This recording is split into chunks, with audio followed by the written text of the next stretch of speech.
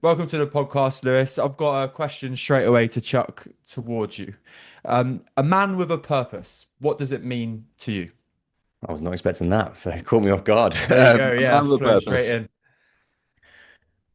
I always say that purpose is kind of thrown around as this like big word. I feel like there's a bit of a haziness around it, and people throw it around as like your purpose is like how you're going to sort of change the world, how you're going to make this massive impact. And if it's not that, if it's not at the levels of what people have it in their minds, then we don't really need them. So purpose to me is something that's boiled down, and it's literally a driver that gets you out of bed in the morning.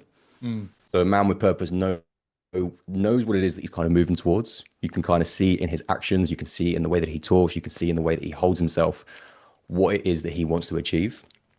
And you can't always articulate it in a sense of like in 10 years and 20 years time, but you know that every move, every action has intention.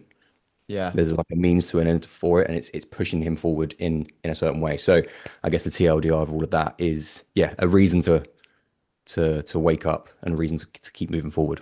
Yeah, I think it's really interesting, isn't it? Because one of the things that I thought about when I was writing down, like the notes for today's show is that there's a lot of sleepwalking through life in this day and age. And I was one of those people 9 years ago, just kind Hmm. of bumbling along, didn't really know what a purpose was, let alone whether I had it or didn't have it. Do you think it takes some kind of challenge or strife in your life to realize that you need one?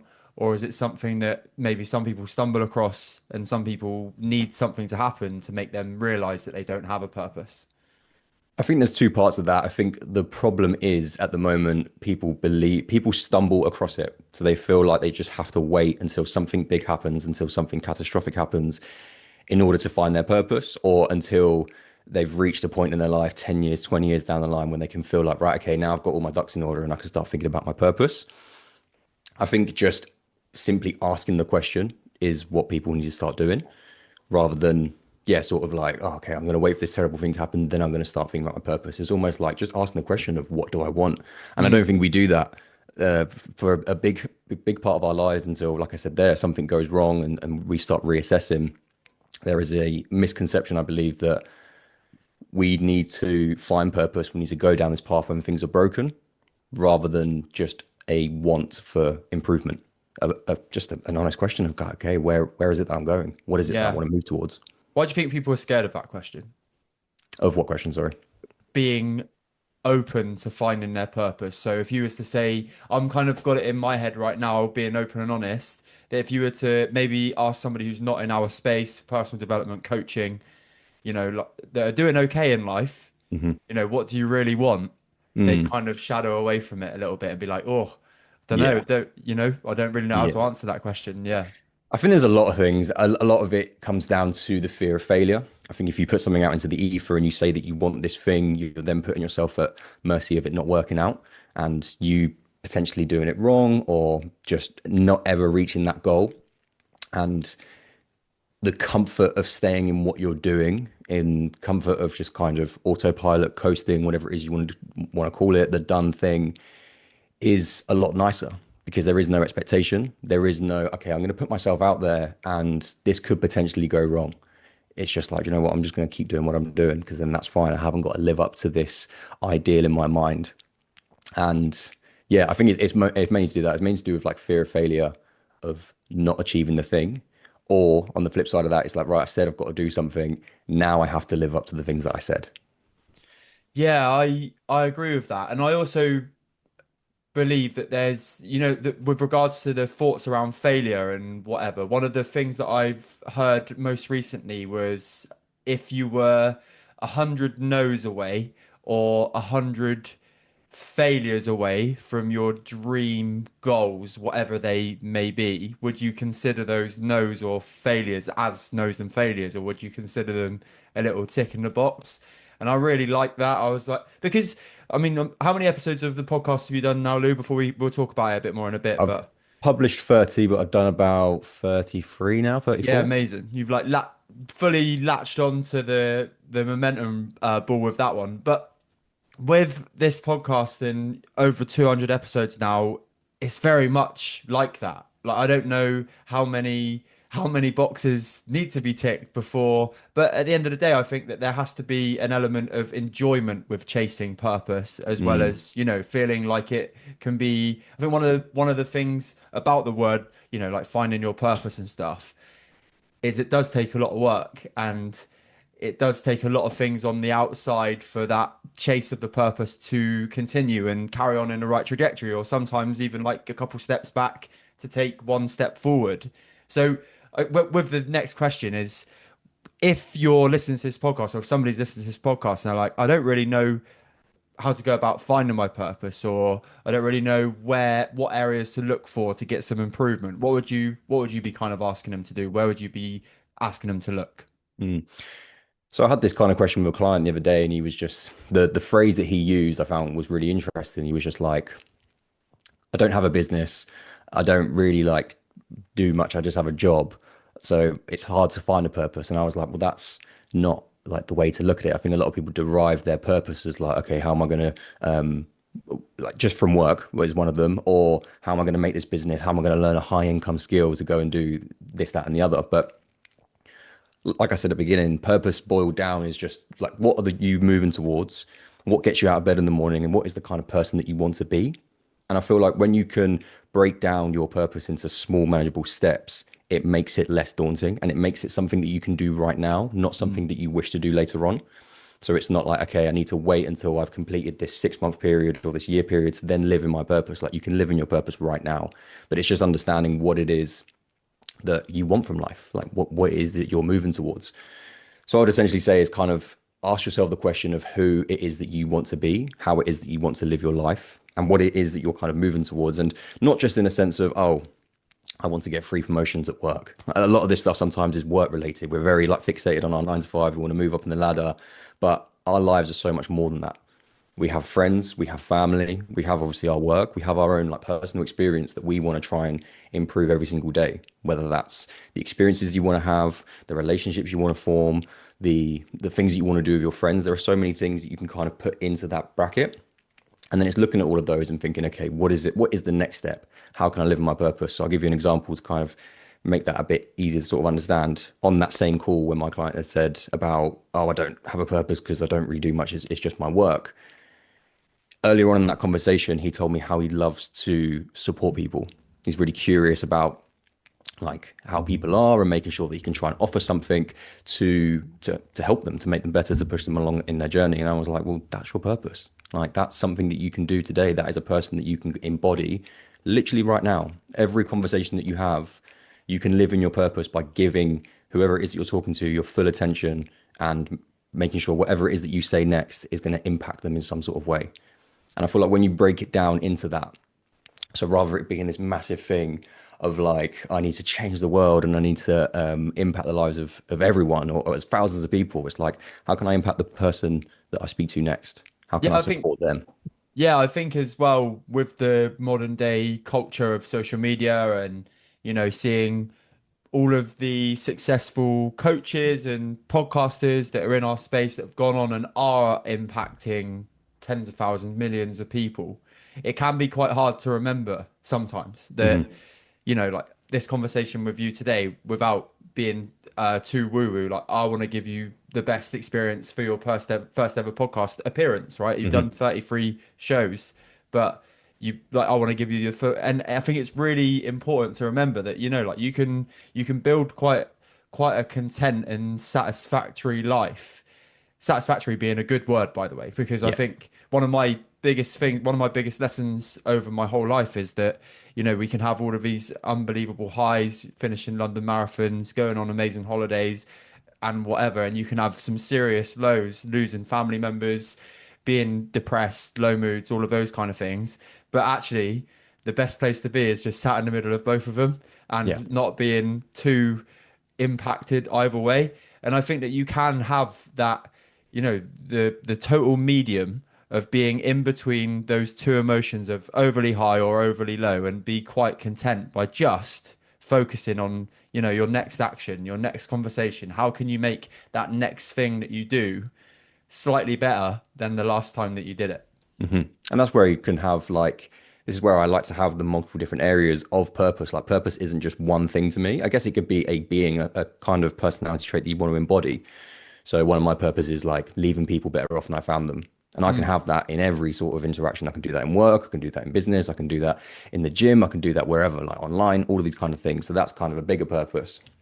But then it's like, okay, what is it? Who is it you are? Who is it that you are in your relationships? Who is it that you are in your work? And it is just like kind of uncovering all those things. And then slowly but surely, as you start trying them as well and seeing, okay, go down this route, is that like the kind of person that I am? You can start to formulate what your purpose is. Yeah, I agree. I think I may have mentioned it on your pod, Lou, but I'm one of the things I'm most passionate about at the minute is just the void of, people being willing to communicate in a nice way or per se what I seem. And the reason that I say this is because I don't know if I said it on my appearance on your show or not, but I was in a car park the other day locally and it was a Sunday, so basically you didn't need to pay for the car park, right? Something as simple as this. And there were two women at the machine about to, put their money in and pay for the ticket. And I stopped them, interacted with them, and obviously politely just said, "Hey, ladies, like you don't need to pay for this today." Something as simple as that, and they were completely and utterly blown away that somebody had stopped them, who was a young man like in their 30s took the time to walk over, tell them, and then like go on with my business. And I was like, is that really the standard that we need to meet now to and I know it obviously it was a nice thing that I did and I did save him a couple of quid, right? But is that really the standard that I need to beat to stand out a little bit?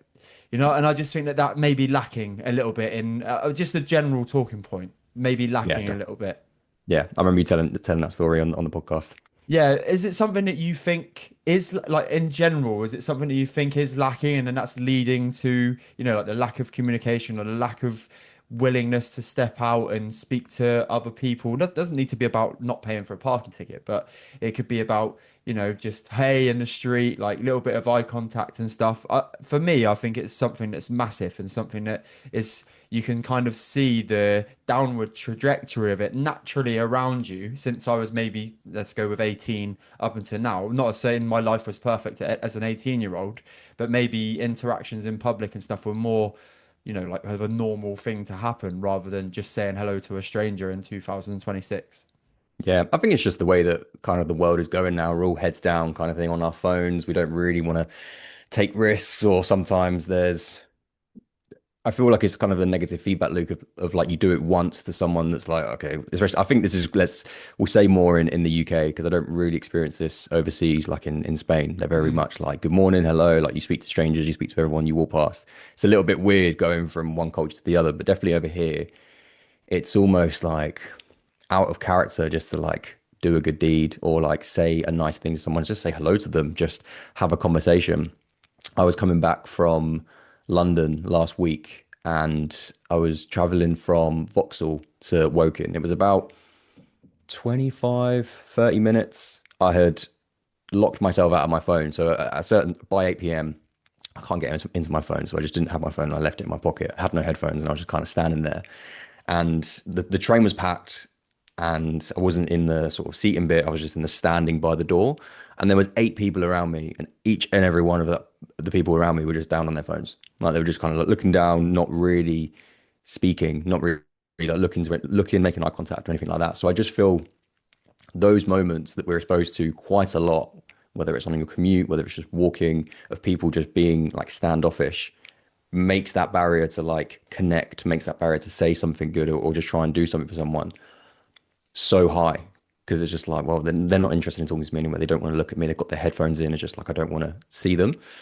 So I think that plays a part too. I hope that answers the question. Yeah, it does, definitely. And then in terms of purpose as well, so do you I mean, maybe it's an obvious question, but where do you stand on the fact of distraction and overwhelm being a huge part of what's happening around us in 2026, and then the correlation between that and people not having a purpose? I think it plays a huge part. I think it's probably one of the biggest drivers of again, linking back to the question, linking back to maybe what I said at the beginning of the episode, is it's a simple question of asking, what do I want? Like, and it's that question requires time. It requires you to sit on it. It requires you to meditate on it, and it requires clarity. It requires you to sit there and think, okay, what is it that I actually want? But unfortunately, the way that the world is going, where we're so distracted, where every pocket of time is filled with you not being in the present moment, with not spending the time, with being avoidant of maybe asking yourself what it is that I want, what it is that I'm struggling with at the minute, what I should be doing. It's just like, okay, do you know what? I can just have a quick scroll. I can just jump on TikTok and jump on Instagram and I can just sort of forget about it. Or I Yeah. can go for a walk and I can listen to music. I can listen to a podcast, and that thing that I've been thinking about has been eating away at me at the back of my mind. This ease, I would say, of, oh, I don't know what I want to do with my life. I don't really feel like I'm moving towards anything. I feel a little bit stuck. Can just be pushed to tomorrow. It can just be avoided because we're only a scroll away, we're a video away, we're a podcast away. Obviously, I get the irony of this being a podcast. Yeah, To yeah. avoiding that question and just like, yeah, just thinking. And I'm a big fan of implementing some sort of pockets in your week to allow yourself the space of time to kind of be bored, to ask these questions. And it doesn't necessarily mean that every single time that you're not being stimulated, you have to start thinking about these massive life questions about what it is you're moving towards. But it's just like, see what comes up. Allow your brain to sort of like, I used this analogy in my podcast a couple of weeks ago of like unclenching. So it's like at the moment we're just like this, we're closed fists, we're really like holding on tightly and just really stressed and not like kind of allowing ourselves to sort of relax. But as soon as you take away that distraction, that stimulation all the time, you get to sort of just unclench is the word. It's probably a really terrible word, but that's the word that comes into my mind. Yeah, And then just, yeah, get that sort of clarity as to what is it that I want to do. definitely. And I completely agree. And I think even some of the prompted meditations that you do, and I don't know if anybody's got this experience, when they say, unclench your jaw, relax your neck, relax your fingers, it surprises me sometimes. I'm like, oh yeah, Jesus Christ, I was literally holding my jaw tight like while I'm doing this. And then you relax there. And there's so many different things that obviously can play a part in how we feel overall, illnesses, injuries, whatever, that obviously I'm no scientific expert and I'm no physiotherapist, but I'm absolutely sure have a part to play in, like the headaches that we get at work. People talk about that, don't they? That if they, are feeling stressed, it will bring on a headache and all of those kind of things. And actually, when we do take it back and we unclench, we'll use that phrase today.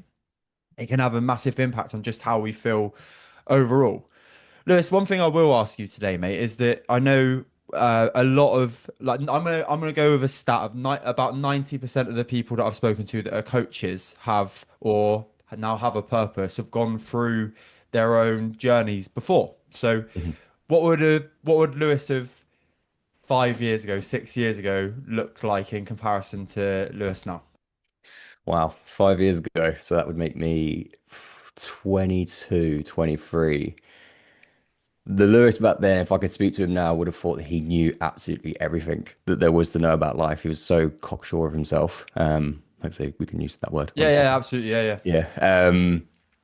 And there was a big barrier, there was a big front, there was a big chip on my shoulder, essentially, of I know what I'm doing. I know what's best for me. I have come to all these answers by myself. So anything that you try and tell me is sort of wrong.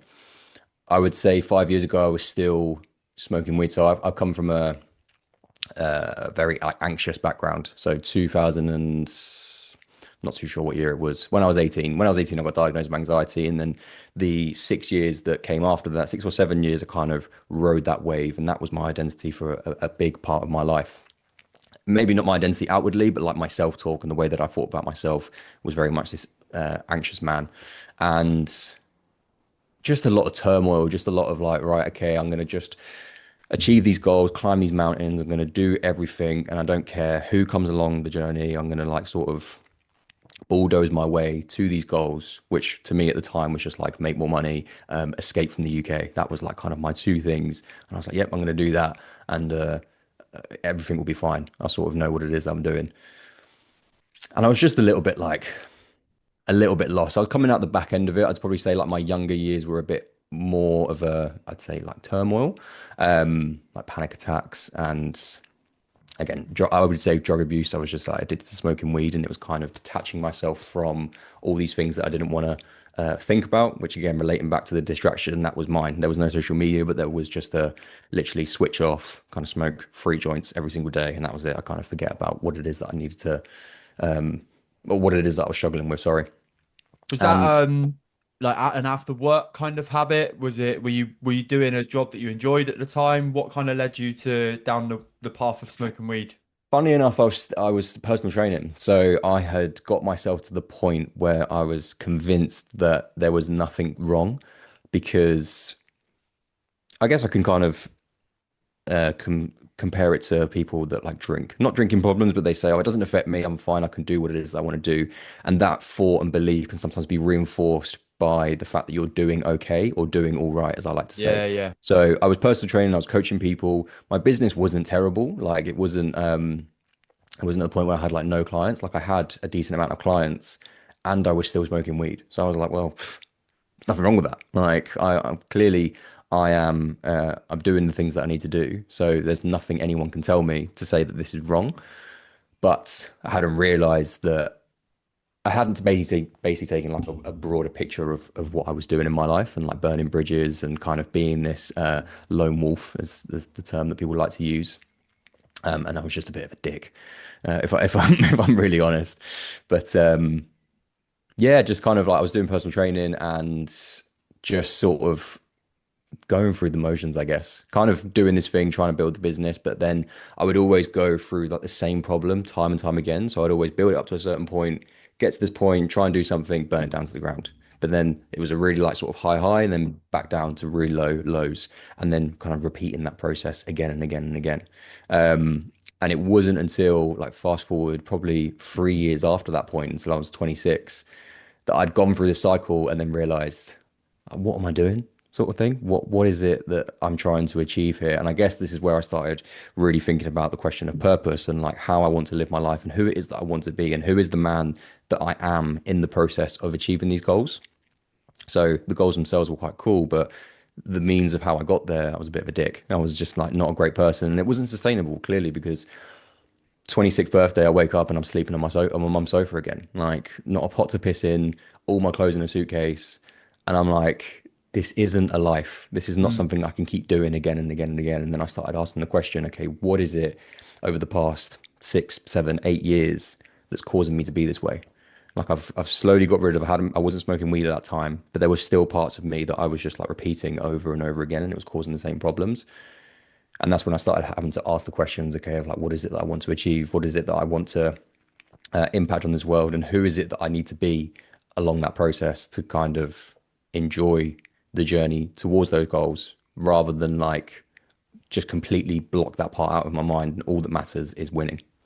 One similarity between you and I, mate, is the identity chat around mental health and anxiety. So again, you mentioned you your inner chat was, I've got this thing and there's nothing that's going to change it kind of vibe, similar to me.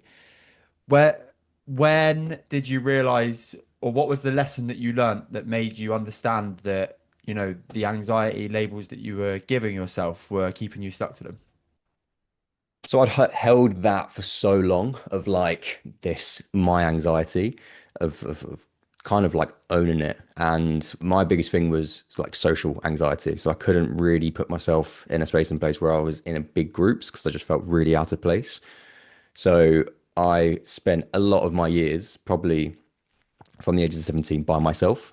And unless it was in a work situation, like it was kind of a weird space and place to be in, because when I was in a work situation, you probably wouldn't turn around and be like, oh, he's a bit anxious, he's a bit like standoffish and weird. Because if I was in like a work environment, if I was in somewhere that I felt somewhat safe, then I was fine. But as soon as it came to a point where I was trying to socialize with people my own age, that's when I was like, no, no, no, I'm anxious. I can't do these things. And I think it was just the realization that I was like spending however many years just sort of like sitting on a bit of a sideline, not going to do the things that I wanted to do because it was like, oh, I've got anxiety. So then I was kind of micro dosing little fear challenges. So I was just putting myself in a situation where, okay, I'm shitting myself right now, and I just kind of go see what happens, and then give myself the the evidence that I needed to sort of overcome it. And the more that I was in those situations, the more I was like, okay, like, do you know what? I've been saying for years that this anxiety is something that's wrong. And I had a misconception that people that were out in groups, people that were socializing, people that were like the life of the party, just didn't have this feeling. Like I thought it was just exclusive to me, and I was chasing like, okay, one day this is going to disappear, and I'm going to go into a room with people. I'm going to go like clubbing was a big thing that kind of shit me up, and even just socializing in general. But one day I'm going to wake up and be like, okay, this is gone, and I'm not going to feel it. But as I started sort of microdosing this fear as such, I started to realize that the feeling is still there and I'm okay. And the feeling now still happens, but I've Mm. changed the definition. I've sort of changed the outlook of it. Like even before this podcast, like I said, it's my first appearance. And I'm like, oh God, what am I going to talk about? What is I'm going to say? What if I mess up my words? And I get those same butterflies in my stomach that I did 10 years ago. But 10 years ago, I was like, oh my God, this is anxiety. This is so bad. This is like this big thing. Um, I'm not going to do it. I'm just I'll cancel the episode, or I'll cancel the plans, and I'll just stay at home and I'll just stay safe. So it was kind of breaking down that barrier of like this feeling never goes away. Doing something that's new, doing something that's different, which when you're 18, 20, going through different stages of your life is going to feel weird, like it's going to feel scary. But that's not a reason that you shouldn't do it. Yeah, man. And I think the real nice comparison that you can use for that is, like your first ever breakup. Like it Yeah. feels horrendous, like the like the world's going to end and whatever. And then because you get exposed to the feeling, the emotion, kind of what happens next and those kind of things. When it does, like obviously when I don't know how many breakups you've been through, but I've been through a couple. The next one, just like, although it's still shit and you still get Mm, those feelings and those emotions, you're like, oh yeah, like I remember this. And then, then it happens again. It just gets a little bit easier. And I do think that that's something that's kind of bypassed a little bit. We just gain experience in life. And sometimes, like with my journey, I'm like, and I do know this, that your worst thing is your worst thing that you've ever been through. mm, And you can never compare, like what somebody who's been through horrendous strife and trauma is like. You just can't compare. You'll never feel that. But actually, what your brain and your body's gone through, if it's the worst thing, then it's the worst thing. That's okay. But sometimes with my journey, I'm like, is it just that I got older and learnt more that enabled me to, go and look for this purpose, or like, take my self improvement more seriously, take my health more seriously, kind of look for ways of enjoying life without the finer things and those kind of, mini hacks. Let's call it a mini mm, hack for life to make it easier. But then I think you realize that, like life is never actually easy. You just go through this different stages, and then whatever lessons you get along the way, that you can maybe help somebody that's, five stepping stones back, and help them along those next five stepping stones.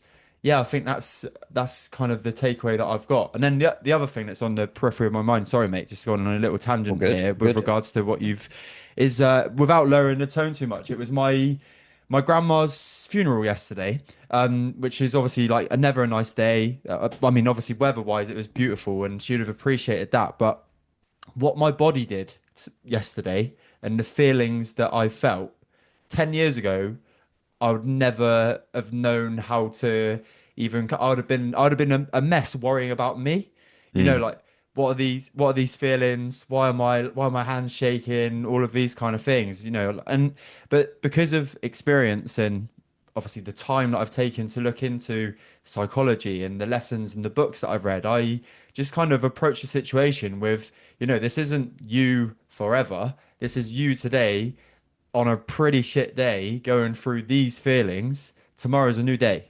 You'll wake up and here I am doing something that I love and showing up. So, and I do think that there's definitely a mix of, like life happens, learn from it, but also if you want to, And I think everybody should be curious. I think it's a nice word to Mm, use, curious about what else there is. If you want to be curious and you want to learn more about, whatever it is, like it could be anything. I think whatever you decide to learn about can give you the next step up into, like I want to use this like enlightenment of self, or like finding out about yourself, or learning about what you like and what you don't like. I think all of these experiences have a big part to play in that. yeah. And you have to be so careful with the language that you use. It's something that I've learned over the years of, like I was alluding to in that story of, I was holding on to this anxiety, this label for so long, which meant maybe some of the feelings that metastasized in my body were actually a lot worse because it was all derived from this big anxiety. I remember when I got diagnosed with it because mental health wasn't really spoken about. Like I remember, so I'm what, 17 when I got diagnosed with anxiety, and I dropped out of college. I'd done literally three quarters of my 2 year college journey. I was a couple of weeks out from doing my final exams, and I just couldn't bear to go to school anymore, go to college anymore, because I was this fear, this anxiety, this sensation that I couldn't describe, I couldn't put into words. It was just like debilitating, and I just kept bunking school. Now I look back on it, I was smoking weed. My nan had passed away all those years ago. We went through a period where I'd been to like 4 or 5 funerals within the space of a year.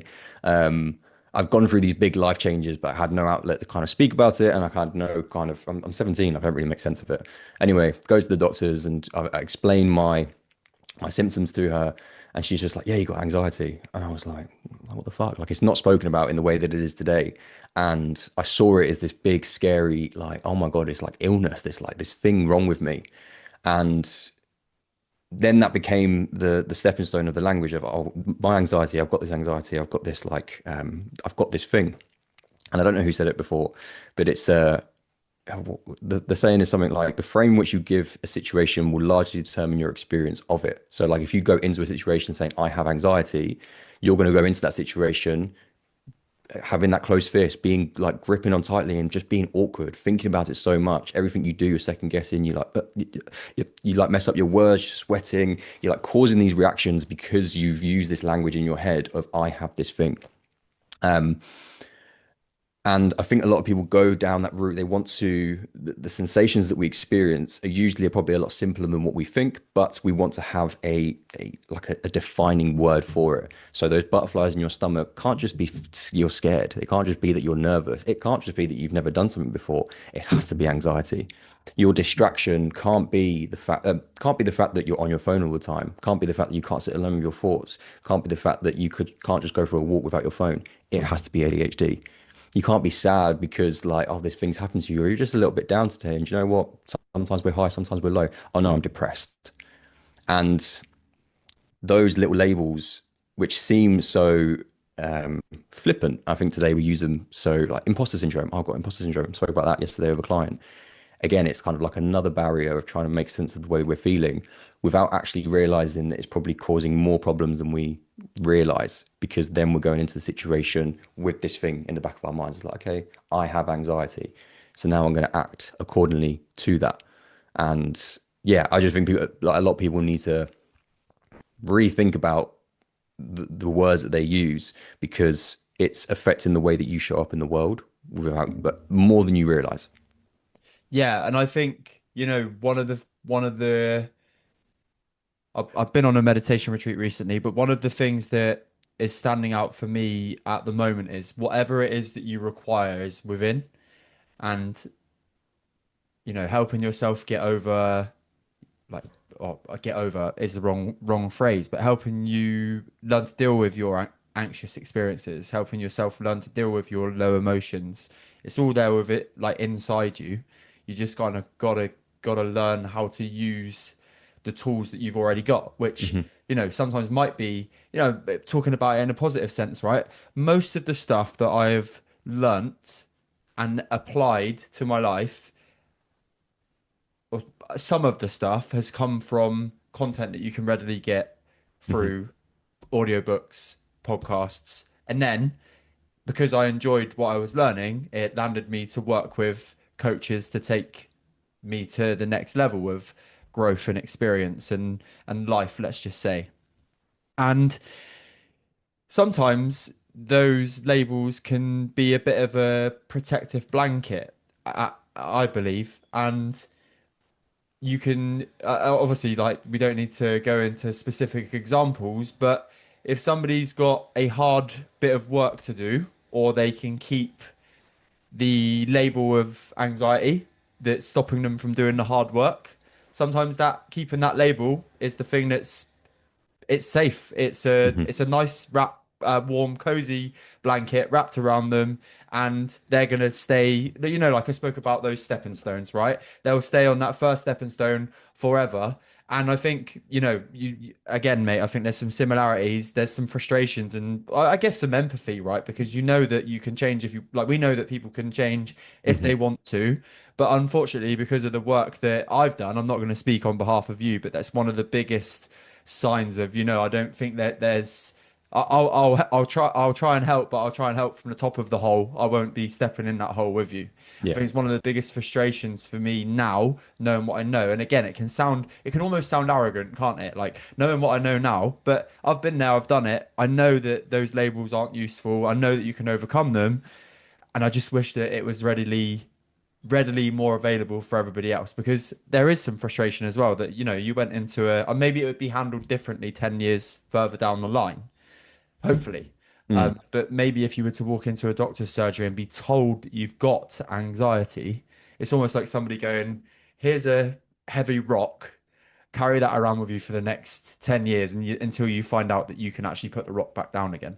Yeah. Yeah. It's wild, and I think it's just again where this kind of circles back to the awareness and the kind of understanding and seeing there a lot of what you said, like a lot of the answers are within.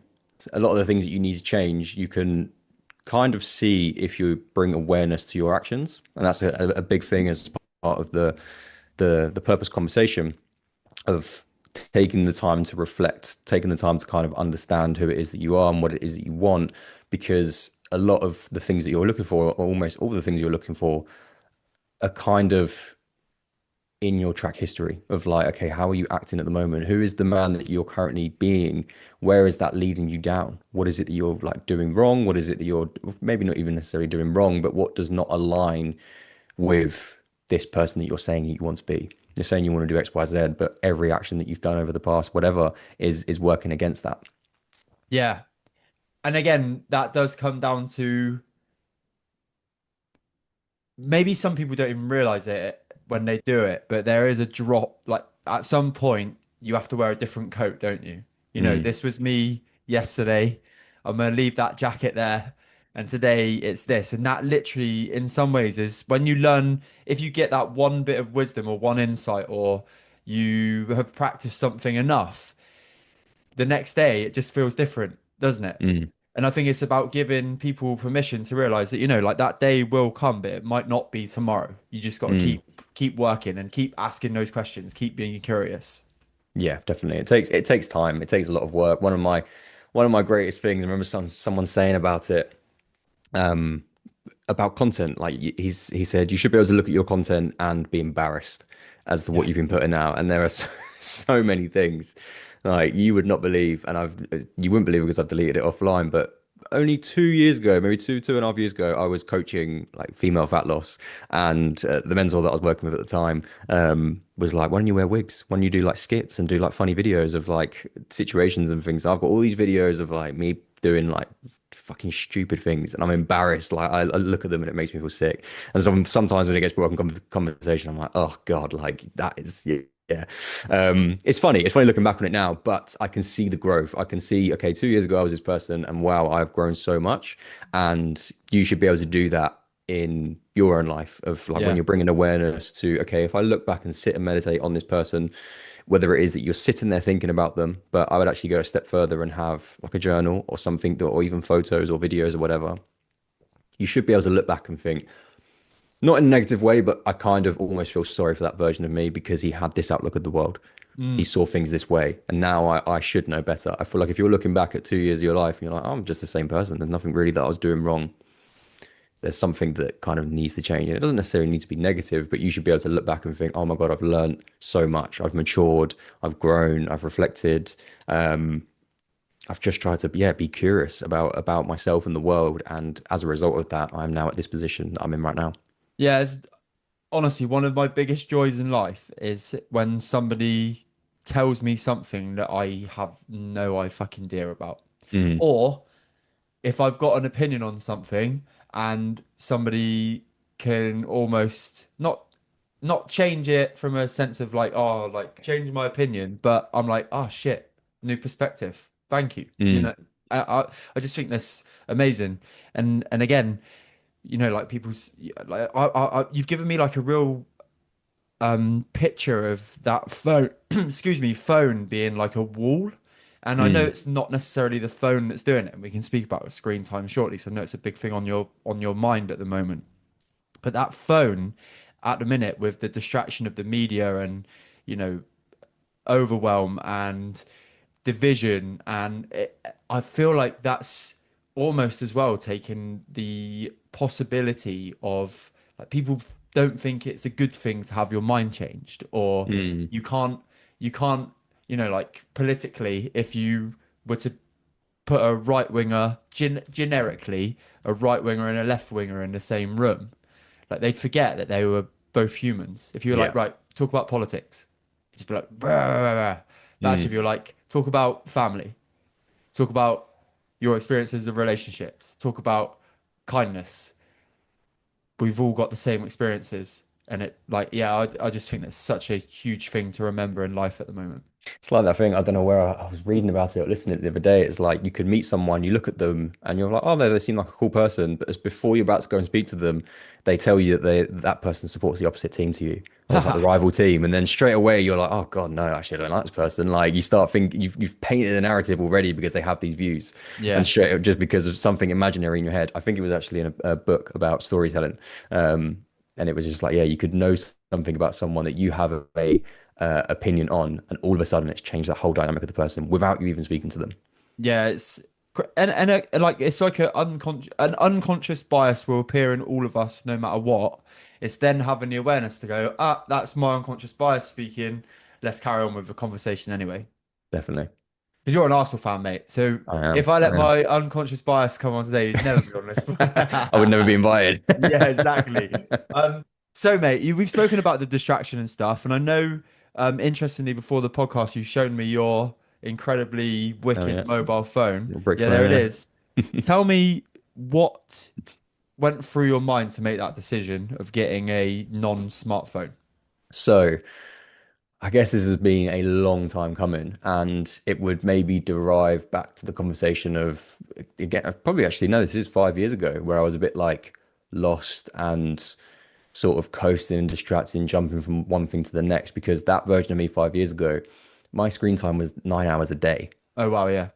Like that's a fucking hefty chunk, and I still, for some reason, have it on my phone. There's something within screen time that you can limit apps, and it does nothing. I don't actually understand what it does, but you can set like a screen limit for a certain app. And it's not like downtime where it locks you out. This is just literally like you can set a timer. And at that time, 5 years ago, I thought I need to try and combat this problem and I need to get rid of it. Uh, I put a screen time limit for Instagram. So this is one app of 3.5 hours. I was like, I don't know what world I was living in to think Run a that that's marathon in that okay. time. Exactly that. I can go, how the tables have turned 5 years later. So that's where it kind of started. And I remember at the time, I think I came from a bit of a revelation because in that moment, as I alluded to earlier on, was I always thought that I needed to be somewhere else. I was like, okay, maybe if I build this business or maybe if I travel the world, then do you know what? That's going to be where the confident version of me is. That's where the person who feels accepted. That's where the person, the man, or let's say, so I was pretty much a boy at the time, is going to be. He's going to have all his shit figured out. And I felt like I was being brainwashed by TikTok because I had it in my head, as every fucking person in their 20s now wants to do. I've got to move to Australia. That's my thing. I'm going to move away to Australia, and I'm going to go and I'm going to live halfway across the world and all my problems are going to be solved. This is a really long-winded story. I do apologize. No, I will no, get it's good, to the mate. crux of I'm enjoying why it. We're this here is to learn about relevant. you, dude. Um, so yeah, when I went and did the thing and I got to Bali in Australia, I kind of realized, oh fuck, like nothing's changed. I'm still the same person. I'm still making the same mistakes. I'm still going through the same setbacks. I'm still um, like just repeating the same old habits, and I'm back down in this low position again. I ended up coming home, and it didn't work out. And then that didn't really do anything at the time for my screen time. But as I started to settle myself back in, and I was trying to like find my purpose, I was trying to live my way differently. I was trying to live in a better way than I had done before. I kind of realized that a lot of my opinions, a lot of my worldview, a lot of my time was spent on this phone. And I was just like, I'm hooked, like I'm obsessed. And the difficulty is where I've ran my business online for the past 7 years, I've used it as a, oh, okay, that's fine. Like I'm on work. Like those 9 hours, well, I've got to do posts, I've got to do this, I've got to do that. I'd say 80% of it was just scrolling. And I couldn't form my own opinions. I couldn't do all these things. And the reason I tell a story about the Bali and Australia thing, I feel like that derived from this constant input of like, you've got to go and do this thing, you've got to go and do this thing. But what you don't actually realize is everyone kind of like blames the algorithm. And it's just like, well, that's you. That's Yeah, just yeah. like you're constantly like, whatever you're watching is just going to give you more of that. And if you're spending 9 hours of your day on this device, you'd be surprised at how much your worldview, opinion, self-worth, self-talk can be altered through this thing. And I just found myself not being in the room sometimes. Like people would be talking to me, I'd be having conversations, and I'm like thinking of something else. Or I'm meeting friends, and like we're both sitting there, but our phones are on face up, and I'm like, I'm talking to you, but every so often I'm just kind of like looking down. I'm just opening it, putting it back down again, turning it over, kind of looking again. And it's all micro things that people don't really pay any attention to. Because why would you? Like we're all on our phones all the time. It's a completely normal thing these days. And then towards the end of last year, actually, when I started working with Paul, one of his goals is focus. And I was like, okay, what could I do for a focus goal? I'll start looking myself out of my phone. So started looking myself out of my phone from 8 p.m. to 6 p.m. Or not going on my phone for the first hour of the day was probably my first step.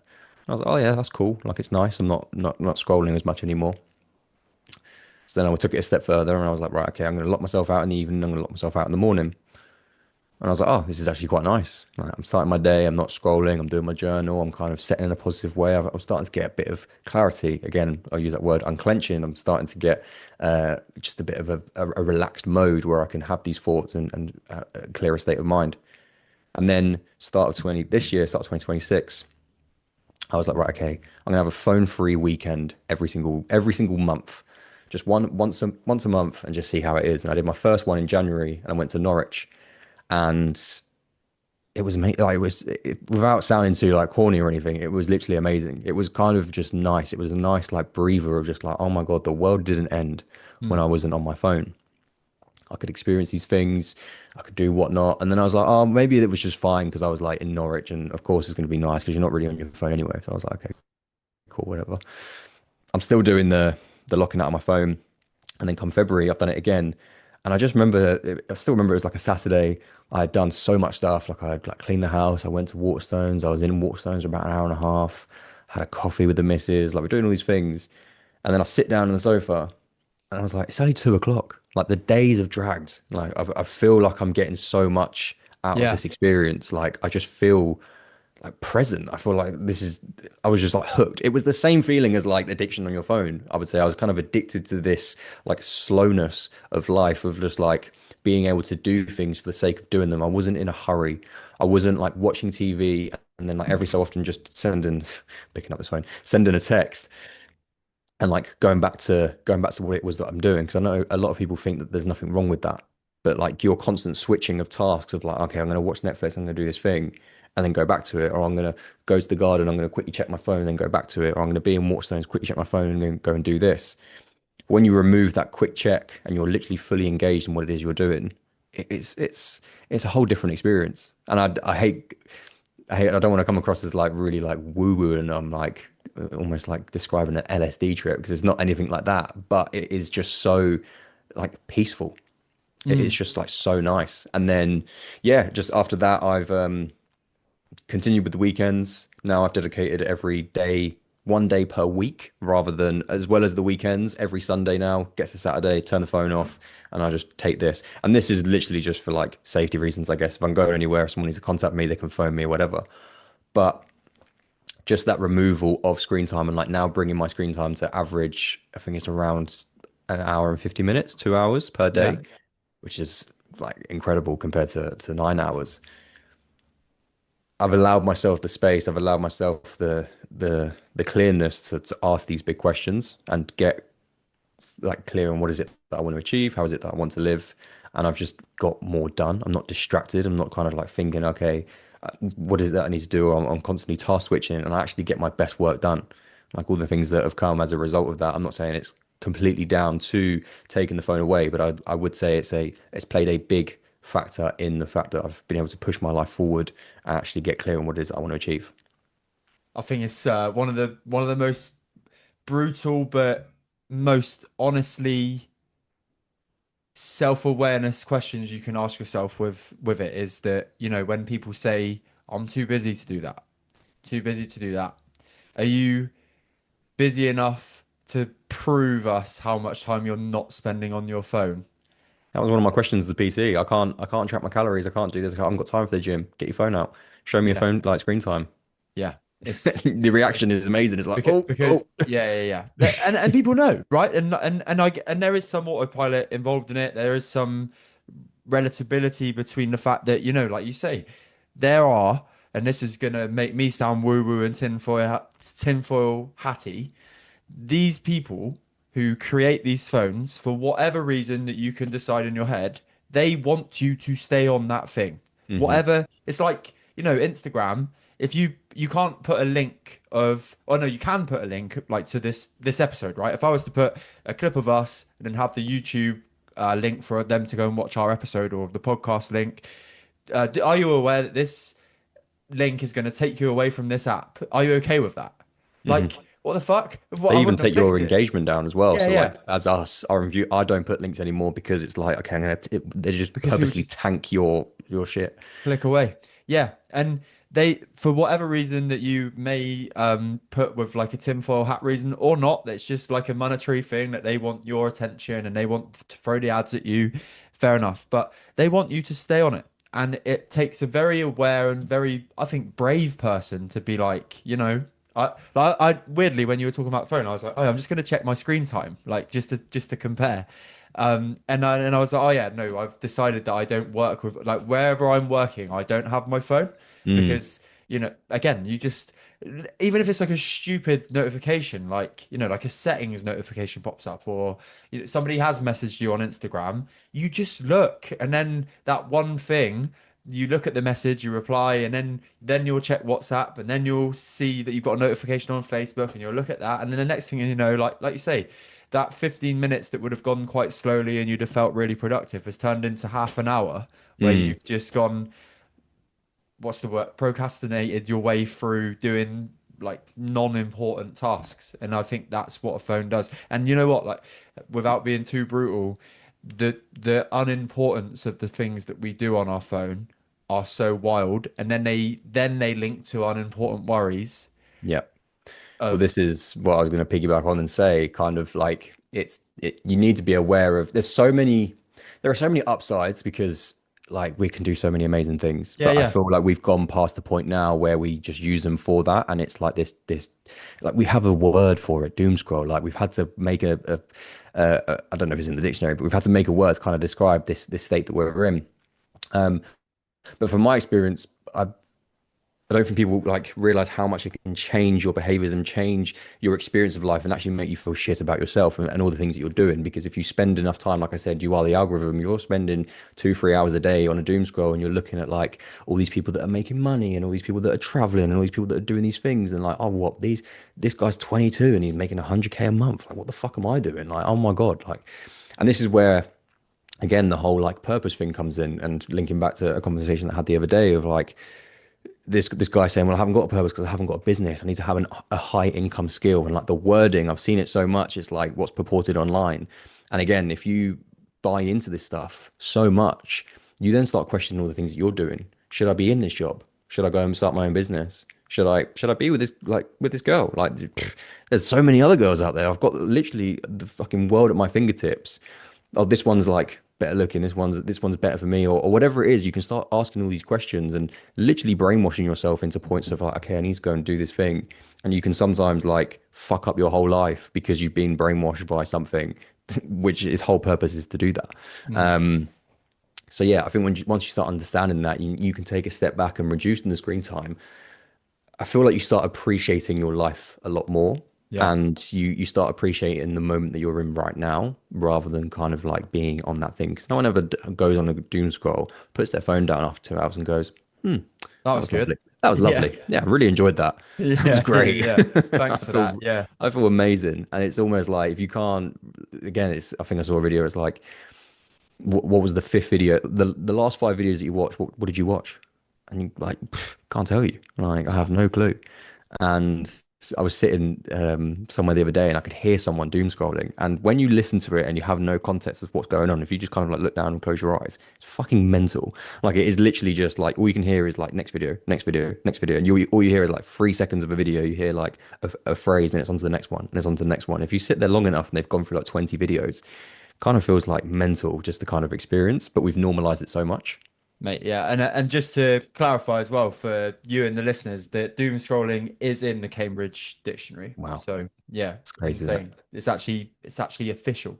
It's an official word. Yeah, that's mental. But yeah, I think the whole premise of it is to experience life a bit more, be appreciative of where you are, and just allow yourself your best ideas come when you're not thinking. So whenever you're bored, you come up with some great things, and that is the whole shower thoughts stuff. One of mine is washing up. Whenever I'm washing up, I'm kind of like, oh shit, that's a really good fucking idea, and I'm like, okay, I'll quickly write it down. And that comes because like you're not thinking, you are quite literally like out of your mind. A lot of the stuff that I do comes from like sports and sports psychology, but whenever someone is like playing out of their mind, they're just not thinking. Yeah. Like they are just allowing their body to do what it is that their body can do, and they're performing. And that is where reducing screen time, we can kind of tap into that. We can be bored. We can just let our brains get rid of this like chatter that's constantly going on in the background, and your best ideas come, your best realizations come, and then it's like, oh shit, maybe I'm on the right path. Maybe I need to do like, maybe I want to go and do this thing. Oh, do you know what? That thought has been creeping up time and time again. Let me just delve into that a little bit.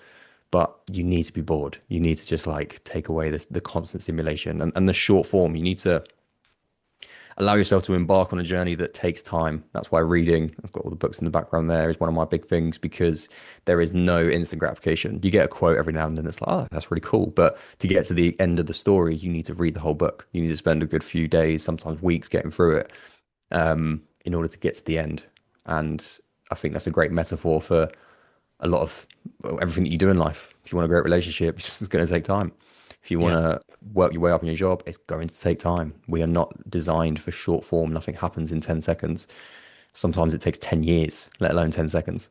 It's yeah, and I think that's the biggest thing that's missing. I know I put occasionally I'll just drop like a quote that I've thought of in my head as like a Facebook status, and I don't know if you've met Sam Gibson yet. Oh, have you had Sam on your podcast I had yet? them on the Yeah, yeah, pod. yeah. Yeah, yeah. Yeah, really great lad, and very knowledgeable when it comes to emotional eating.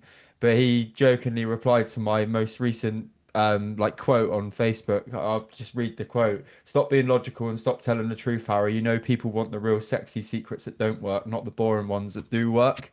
And it's just like without being negative, it's just true. I think it's the thing that is thrusted in front of our eyes and has been put for us to get addicted to is the thing that's stopping us accepting that things take time, stopping that instant gratification isn't openly available to us all the time. Our dopamine receptors need to be limited in a way that we accept dopamine in a natural way, not a, like a stimulated way from Netflix or YouTube or Instagram Reels or what TikTok. And I Mhm. think that is I feel that passionately about it that I do believe it should be taught in schools. 100%. Like you need to just learn to let things kind of take time. And like neuroscience is backs up the point of our brains like thrive in anticipation of the reward, not the reward itself. Yeah. So like you going through something, you spending months training for a marathon or trying to spending months trying to lose weight, like that is the fun part. Yeah. And social media takes that away completely because it's like, okay, you can go and get dopamine in 10 seconds. You can go see women on your phone. You can go, you can have connection. You can have fake connection on your phone, like, and feel like this person's your friend. But then you close the phone, and then you're okay. You look at your reality, and you might be on your own. Like, it is the whole thing of like, okay, these things take time, and that is the fun of it. You're like robbing yourself of this like this ride, this journey, to achieving your goals rather than just like, okay, done, done, done, completed, completed, and just skewing your worldview. You heard of raw dogging from the Yes. some of the pro footballers? Yeah, Yeah. so the art of no screen time is slowly starting to creep into professional football, and I think yeah, I've just checked. Erling Haaland did a flight 7 hours without his phone, and but he celebrates in the the Buddha pose, Mm. doesn't he? So I just wonder whether maybe a little bit of spirituality is creeping into the professional game as well. Lewis, we sorry, did you have something to say then? Sorry, I mate. was about to say, I do predict that this year, maybe beginning of next year, it's going to become the trendy thing to be offline. Like analog is going to, I think, be trendy now, where I think everyone's getting a bit sick of the almost suffocation of social media. And I feel like as more people start stepping out, as soon as it becomes cool to be offline, Yeah, I think that's where it will bit start to grow. like the trend of 0% beers now.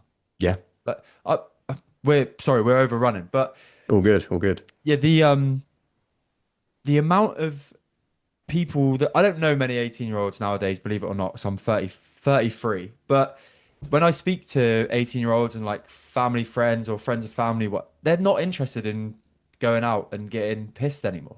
It's bizarre. And like I say that it's bizarre because that's, my upbringing. It was almost like the rite of passage to Mm, buy your first legal pint and whatever. But obviously I've not drank for over 450 days now, something like that. it's amazing. And it was never because I may have, like you said about, oh, that one or two pints on a Friday night, it's not a problem, blah, blah, blah. You know, open to perception, whether you think it is or it Hmm. isn't. But just haven't picked one back up again since. But I do think that there are trends that just, people get a bit sick of, and like it's not a normal thing to put poison in your body, and maybe because of the awareness and it may be a positive of social media, like there Mm. is knowledge available freely that you can get, or on the flip side, is it because the social dynamics are changing that people aren't going out and they're not spending time together and they're not having fun, they're not learning from their mistakes, Like, I don't know who it is, who it was, but I know it was spoken about on a quite a big podcast recently, like actually it's going to have a negative effect on the generation coming through 18, 19, 20, that they're not going out, they're not having those arguments with their friends after one too Yeah, many Jaeger bombs and stuff, because when they do end up having an argument with their friend at 21, 22, they're not going to know how to deal with it. So it's yeah. like a real interesting kind of thing. And then but then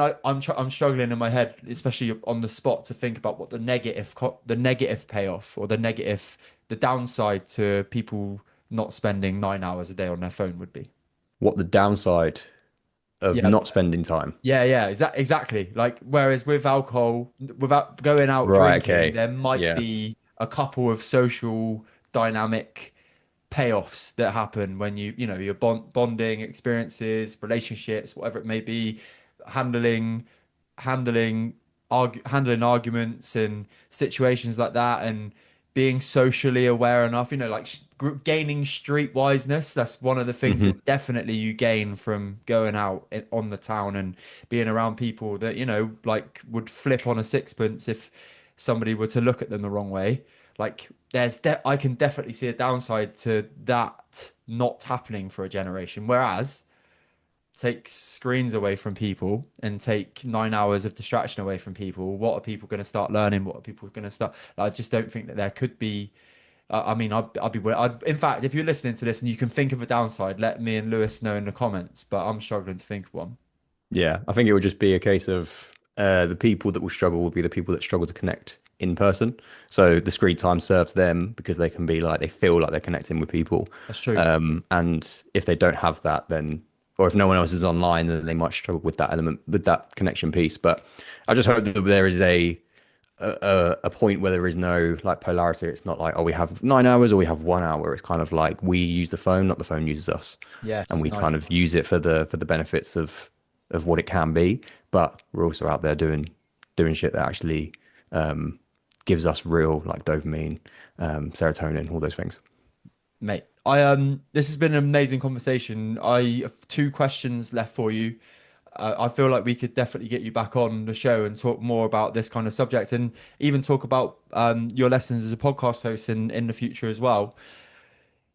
The three habits that keep you functioning as a purpose-driven, fulfilled man right now. What are the habits that you won't not do on a day-to-day basis? Three of them. I won't go on my phone first thing in the morning. Amazing. So I feel like that's the first one to segue into. So first thing in the morning, first last thing in the day, off the phone. Don't look at it. Be tempted by it. Just be off it. And that doesn't mean you can't like in the evening not watch TV, but just be away from the constant distraction. But definitely first thing in the morning, don't go on it. Do something different. It segues me onto my second one, which is journal. Find a way to journal. I don't care how you do it, what it means to you. Just find a way to write down your thoughts. I have four on the go at the moment. I know I'm sad, but they all serve a purpose. Like one of them is online because I like to upload photos and it reminds me every single day. One of them is literally just one line of what happened today, and it's a little 5 year book. And once I get to a year, I will be start every like so today there's like five different sections for each year, and it can remind me. Or another one I do is just freestyling my thoughts, just getting stuff out of my head and onto a piece of paper. But that has been the single biggest thing for self-awareness, self-reflection, and kind of allowing me to understand who it is that I am, what it is that I want, and what things that I'm doing that are not serving me. And if I'm looking back on journal entries a year past and I'm doing the same things that I was like last year, then obviously something needs to change. Insane, So man. yeah, no screen time, journals, and making life fun, finding enjoyment in life, and putting something in your week every single week that makes life worth living. And again, that could be taken as something really extreme. It has to be holidays, it has to be big, extravagant trips. Sometimes it's just a coffee. Sometimes it's just blocking in time where you're going to go for a walk with your partner, where you go a walk with your friends, but make life fun. Life is not something that we need to get through. Something is we experience right now. It's all the process, it's not the outcome. And I say that because I'm kind of talking to the young version of me who was like, right, I'm going to suffer now. I'm going to do all these things because then when I've achieved this goal, then I can finally live. Because in 10 years' time, once I've got the house, got the kids, got the white picket fence and all this kind of stuff, then I'll be happy when, as obviously as cliche as it sounds, we may never get there, but your life is what you live right now. So always have something within your week that is fun, that is enjoyable, whatever that looks like to you. Could be even just reading a book, spending time on your own, whatever it is. So yeah, I would say those are three things Love it, man. every single week. Yeah, perfect. The final question for today's show is the traditional 100% question. What is the greatest bit of advice you've ever been given? See, one that stands out in my mind, which isn't really related, but I feel like it's good. I remember, it stands in my head for some reason. I think I was like 15 years old, and I remember having this conversation with this guy, and he was just basically saying like, be dynamic. Like, don't just be one thing. Don't just be like a one trick pony. Make sure you kind of are able to adapt to your situation and be able to bring something to every single situation. And I guess this is where this is derived the curiosity and the being a student and the learning.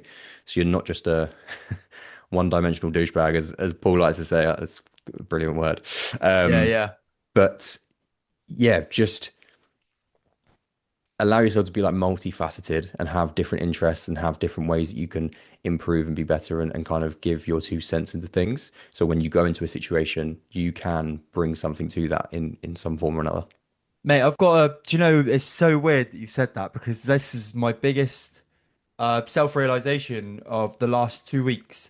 I have been beating myself up because I kind of wear a lot of hats, podcast host, coach, work another job.